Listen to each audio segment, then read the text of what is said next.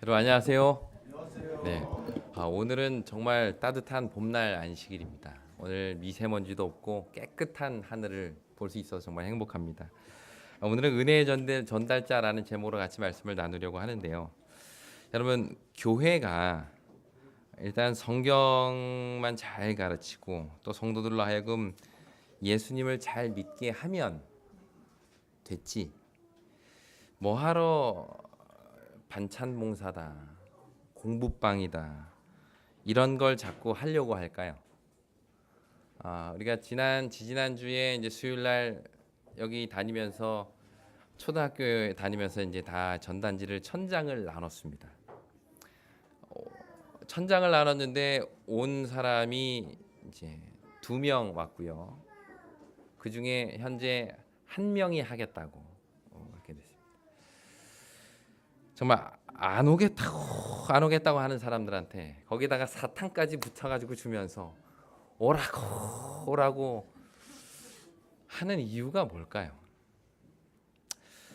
사실 올해 저희 디딤돌 예산으로 책정된 금액이 1,500만 원이 넘습니다.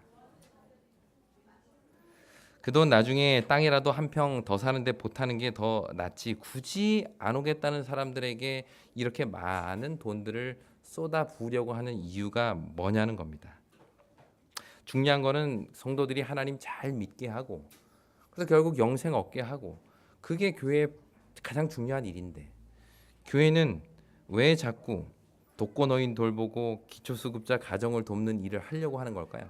이거는 정부가 하고 구청이 해야 될 일 아닙니까? 근데 왜 교회가 자꾸 그런 일들을 하려고 하는 걸까요?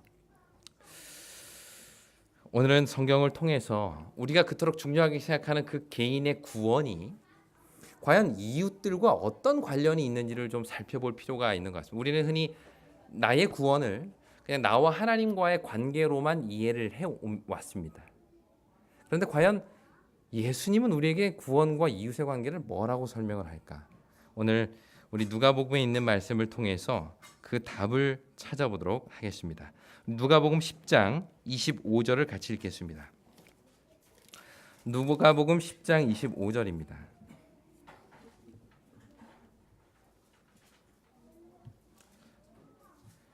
누가복음 10장 25절 우리 같이 읽겠습니다. 어떤 율법사가 같이 읽겠습니다. 시작. 어떤 율법사가 일어나 예수를 시험하여 이르되 선생님, 내가 무엇을 하여야 영생을 얻으리이까?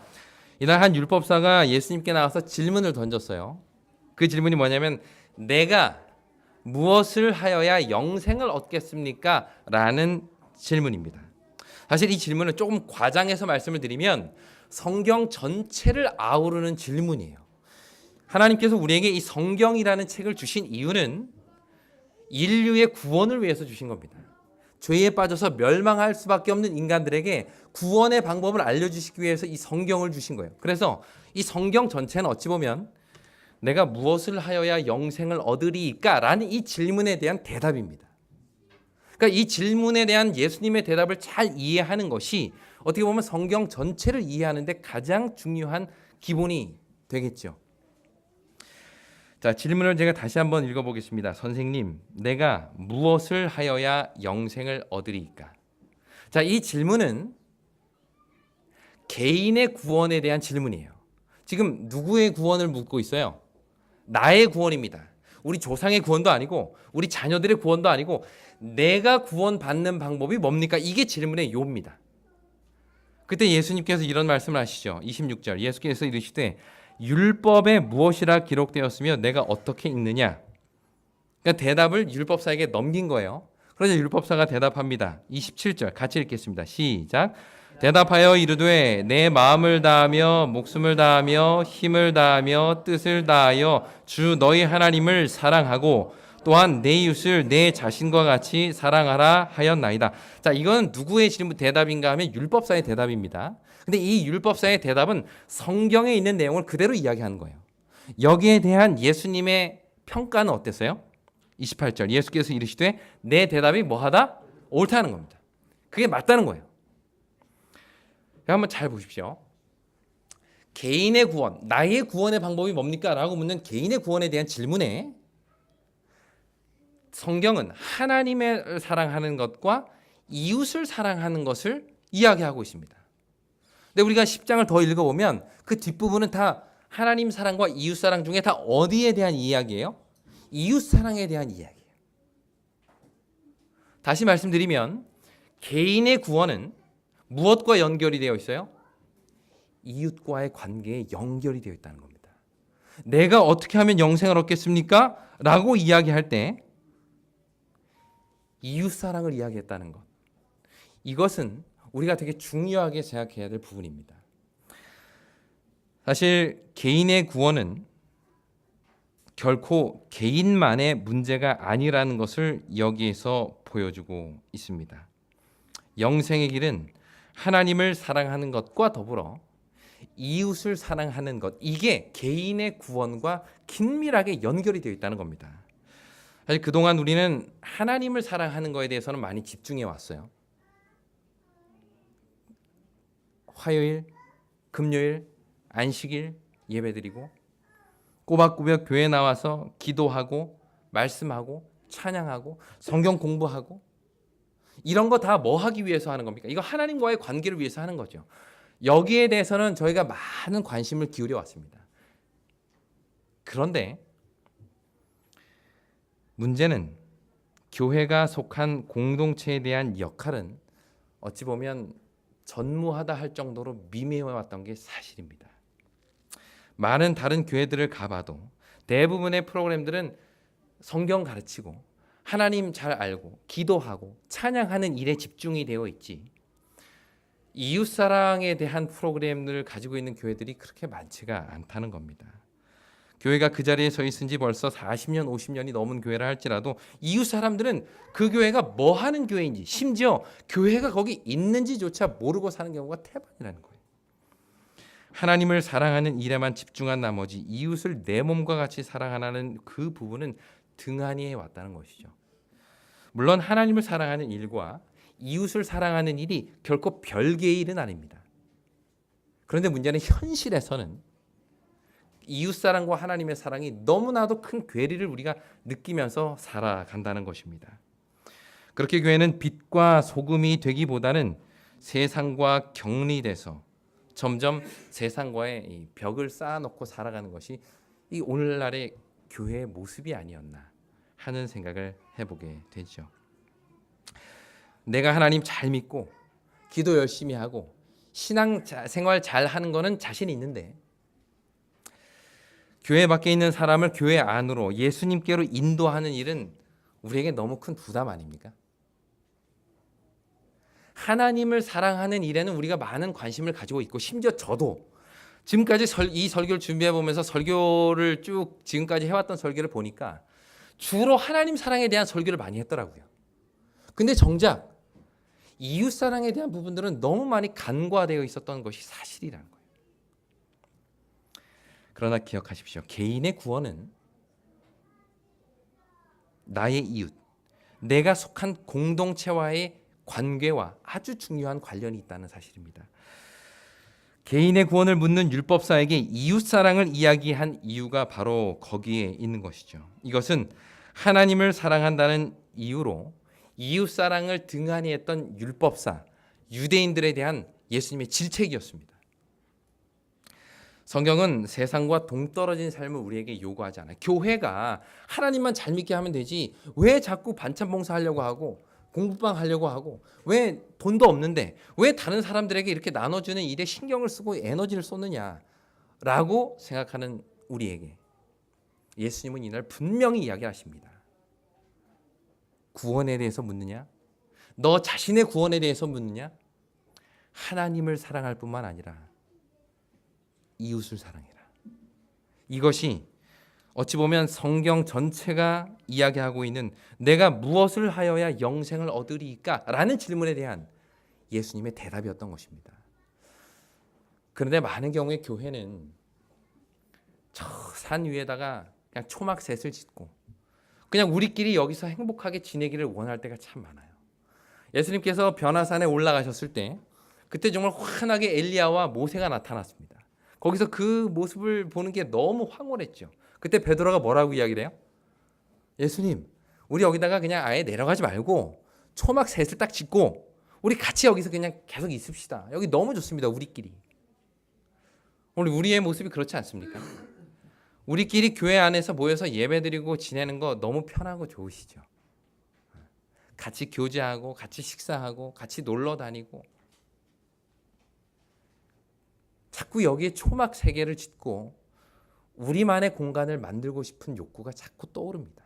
왠지 자꾸 전도하러 나가는 거, 누군가에게 교회 오라고 하는 거 부담돼요. 교회가 왜 자꾸 그런 거 하라고 하는지 모르겠어요.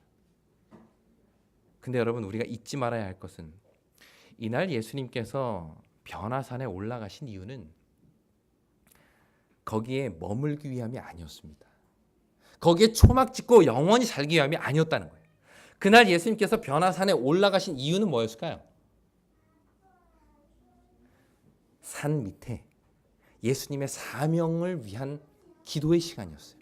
그 사명은 바로 십자가였습니다. 사실 그날 예수님께서 그 산에 올라가신 것은 다가오는 십자가에 대한 부담과 마음 아픔을 인하여 하나님께 토로하고 하나님으로부터 위안을 받기 위해서 그 자리에 올라가셨던 거예요.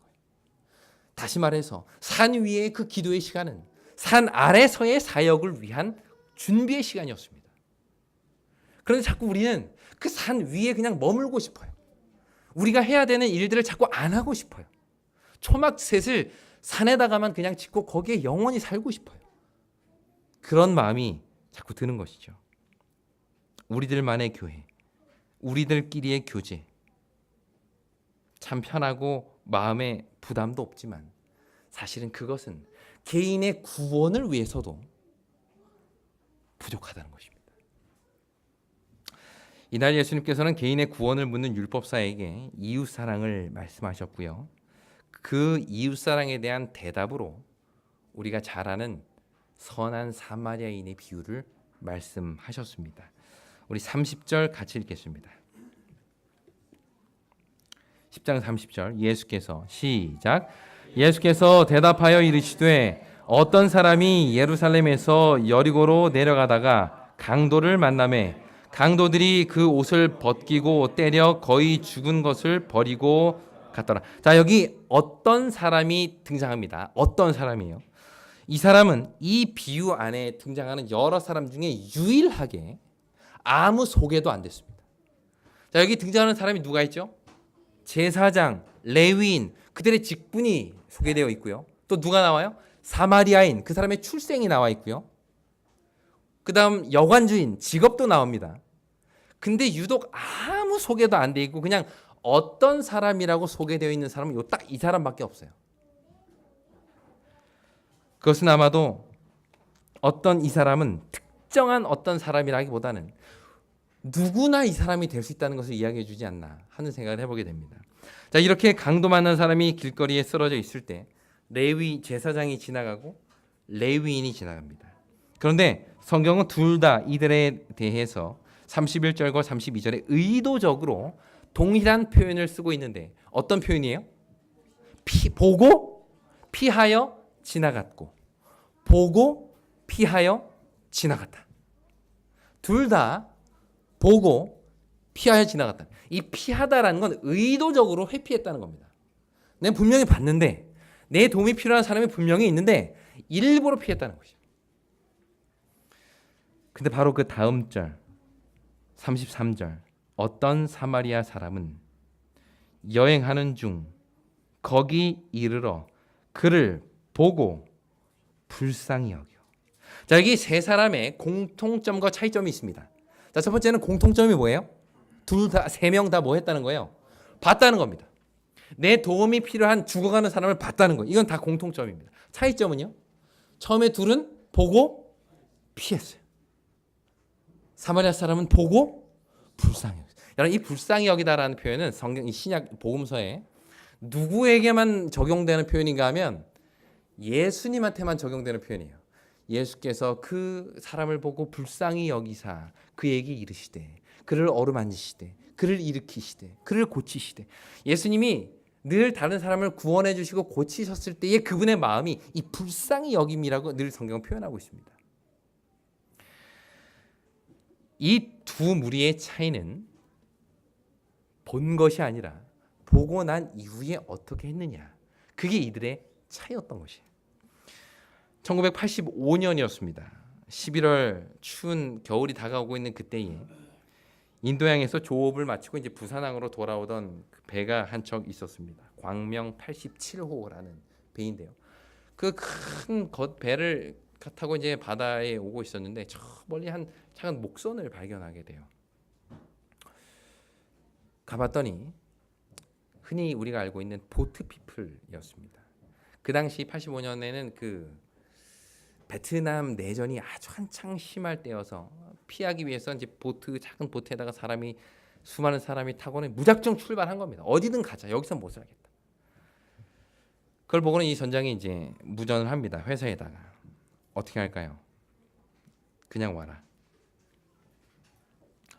고민하던 선장은 뱃머리를 다시 돌려 그 사람들을 다 태웁니다. 어린 아이와 임산부를 포함해서 무려 96명, 100명 가까이 되는 사람이 그 배에 타고 있었죠. 여성들과 아이들에게 선원들의 방을 내줬고요. 노인과 환자들에게 선장실을 내줘서 치료하게 하였습니다. 그런데 놀라운 것은 이 배가 거기에 지나가기 전에 무려 25척이나 그들의 배를 지나쳤다는 것이에요. 모두가 다 그 배를 봤습니다. 근데 차이는 뭐예요? 보고 피하여 갔느냐, 보고 불쌍히 여겼느냐. 이날 이 배의 선장이었던 전재용 씨는 보았지만 다른 배들과는 달리 그들을 불쌍히 여기고 그들을 배에 태우고 그들을 구원해 준 것입니다. 다시 예수님의 이야기로 가볼게요. 이 대화는 지금 이루어지고 있는 이 선한 사마리아인의 비유의 이 대화는 내가 무엇을 하여야 영생을 얻으리까라는 질문에 대한 대답으로 그 문맥에서 나온 것입니다. 이거를 염두에 두고 이 말씀을 이해하시면 좋을 것 같습니다. 개인의 구원을 묻는 질문은 그 두 번째 질문인 내 이웃이 누구입니까? 내가 사랑해야 될 이웃이 누구입니까? 라는 질문으로 이어졌고 그 질문에 대한 대답으로 사마리아인의 비유가 나온 겁니다. 이것은 우리에게 한 가지 분명한 사실을 알려주는데요. 개인의 구원은 나만 예수 잘 믿고 구원받으면 된다? 절대 그렇지 않다는 것입니다. 개인의 구원은 나만 이 배 타고 안전하게 부산항까지 들어가면 된다? 절대 그렇지 않다는 거예요. 교회는 성도들의 구원을 위하여 힘써 일해야 될 곳입니다. 그러나 그 말은 개인들의 구원만을 신경 써서는 안 된다는 것이에요. 왜요? 개인의 구원은 결코 개인만의 문제가 아니기 때문입니다. 분명히 한 개인이 구원을 받는 것은 그 개인의 신앙에 의해서, 그 개인의 믿음에 의해서 결정나지만 그 개인의 믿음이라는 것은 개인주의적인 신앙을 이야기하는 것이 아니라는 것이에요. 이것이 오늘 나 스스로가 그리고 우리 교회가 물어야 할 질문입니다. 과연 나는 이웃에게 어떤 사람인가? 과연 우리 교회는 이웃들에게 어떤 교회인가? 이것이 오늘 우리에게 던져야 할 아주 중요한 질문인 것입니다. 교회가 왜 자꾸 이런 일을 하려고 하는 걸까요? 우리 스스로 쓸 돈도 모자른데 왜 자꾸 싫다는 사람 교회에 못 데리고 가서 안 다닐까요? 그것이 내가 영생하는 길이기 때문입니다. 내가 무엇을 하여야 영생을 얻으리까? 너의 이웃을 너의 몸처럼 사랑해라. 이것이 예수님의 대답이기 때문입니다. 그리고 또 한 가지요. 이날 율법사는 이 사마리아인의 비유 가운데 등장합니다. 제가 질문 하나 드려볼게요. 여기 등장인물이 누구 나오죠? 처음에는 강도 만난 사람, 그리고 두 번째는 제사장, 레위인, 사마리아인, 여관 주인, 5명이 나옵니다. 이 비유 안에 이 질문을 한 율법사는 어디에 속할까요? 이 속에 있을까요? 없을까요? 일단 있는 것 같아요. 그러면 누구 자리를 지금 차지하고 있을까요? 이 율법사는. 우리는 그 힌트를 이 질문, 이 예수님의 질문을 통해서 좀 알 수가 있을 것 같습니다. 36절 보면 내 생각에는 이 세 사람 중에 누가 강도 만난 자의 이웃이 되겠느냐? 자, 이렇게 물어봤습니다. 요 표현 한번 잘 보세요. 이 세 사람 중에 누가 이 강도 만난 사람의 이웃이 되겠느냐? 여기 강도 만난 사람이 있고 그 사람의 이웃이 있어요. 자, 그럼 이 비유에서는 이웃이 도움을 주는 사람입니까? 도움을 받는 사람입니까? 여기서의 이웃은 도움을 주는 사람이에요. 강도 만난 사람은 도움을 받는 사람입니다. 근데 아까 율법사의 질문을 한번 보세요. 율법사의 질문 29절. 그 사람이 자기를 옳게 보이려고 예수께 여쭤되 그러면 내 이웃이 누구입니까? 자, 이 질문을 보세요. 내 이웃이 율법사가 있고 율법사의 이웃이 있어요. 이 질문에서는 이웃은 율법사를 도와주는 사람이에요? 아니면 율법사로부터 도움을 받는 사람이에요? 도움을 받는 사람입니다. 율법사가 이 질문을 하는 것은 내가 도와줄 이웃이 누구입니까? 이걸 물은 거예요.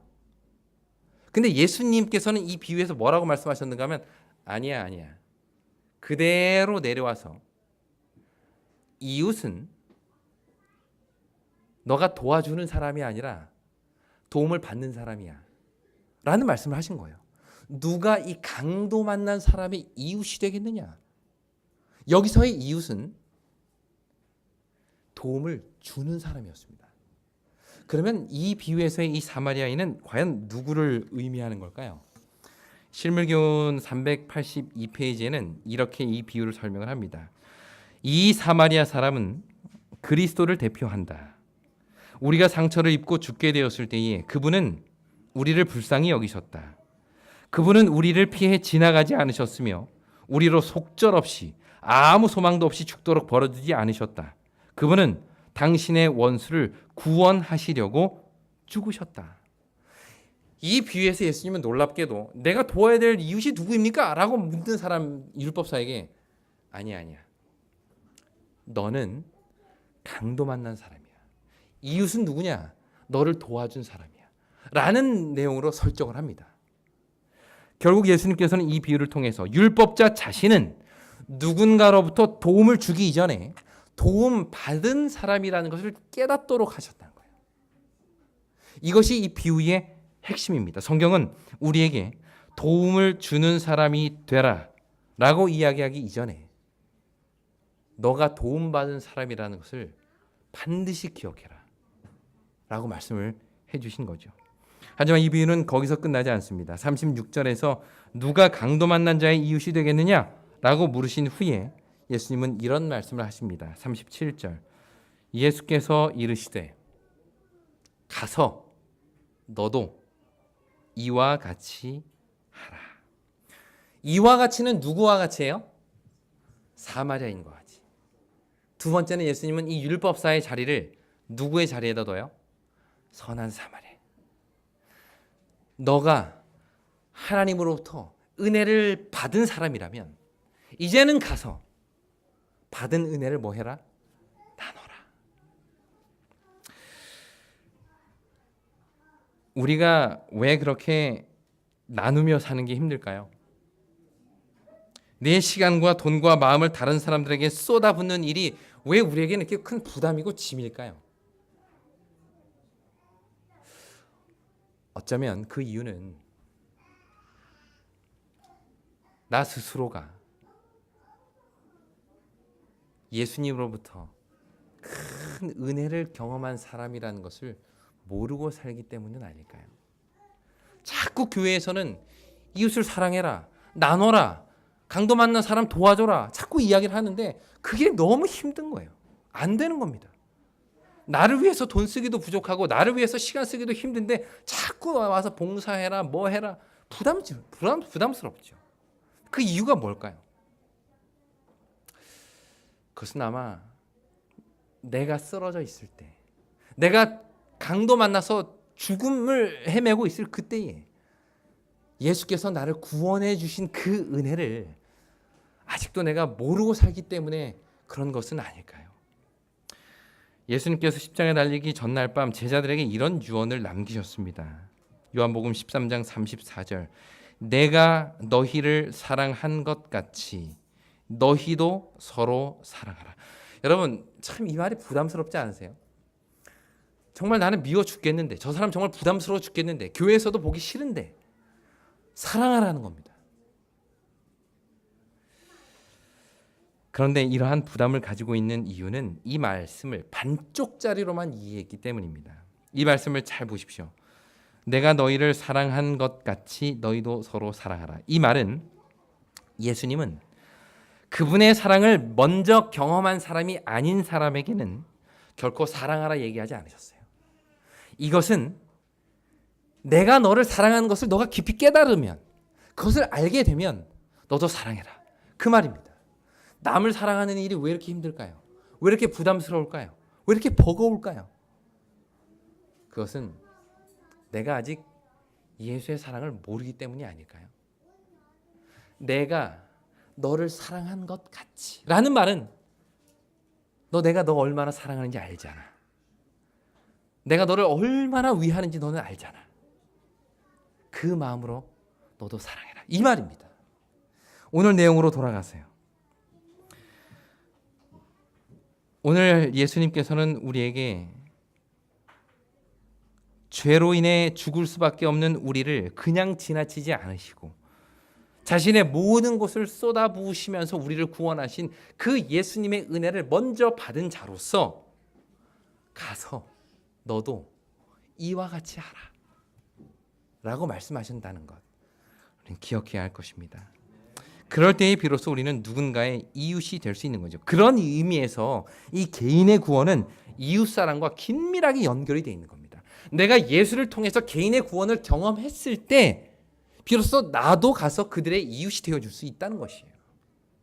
개인의 구원은 결코 이웃사랑과 연결이 끊어질 수 없다는 것입니다. 이제 우리는 5월 28일부터 6월 2일까지 전도회를 준비하고 있습니다. 왜 이런 거 자꾸 하는 걸까요? 우리가 은혜를 받은 자이기 때문입니다. 내가 먼저 예수를 통해 구원을 경험한 사람이기 때문입니다. 가서 너도 이와 같이 하라. 우리 뒤에 유리판에 보면 웬 나무가 한 그루 서 있죠? 저기 위에는 뭐라고 기록이 되어 있어요? 글씨가? 기도 나무입니다. 우리가 이제 4월부터 우리 5월 말에 있을 전도회를 위해서 기도하기 원합니다. 특별히 우리가 예수님께로 인도할 사람들의 이름을 하나하나 기억하면서 저기에다가 이제 붙여 나갈 겁니다. 이 일을 준비하는 일에 있어서 가장 먼저 준비되어야 할 것은 내가 누구를 데리고 오지? 어떻게 데리고 오지? 이 고민 이전에 내가 먼저 예수의 은혜를 깊이 경험하는 것이 아닐까요? 내가 내 죄로 인하여 쓰러져 죽어가고 있을 때 예수님께서 나를 보시고 나를 불쌍히 여겨서 나를 먼저 구원하신 그 은혜를 경험한 이후에 예수님은 우리에게 말씀하십니다. 가서 너도 이와 같이 하라. 오늘 우리의 마음 가운데 예수의 은혜가 깊이 뿌리박게 되기를 간절히 바랍니다. 그래서 이제는 그 은혜를 받은 자로서 은혜를 전달하며 살아가는 우리 모두가 되길 바라며 오늘 말씀을 마치겠습니다.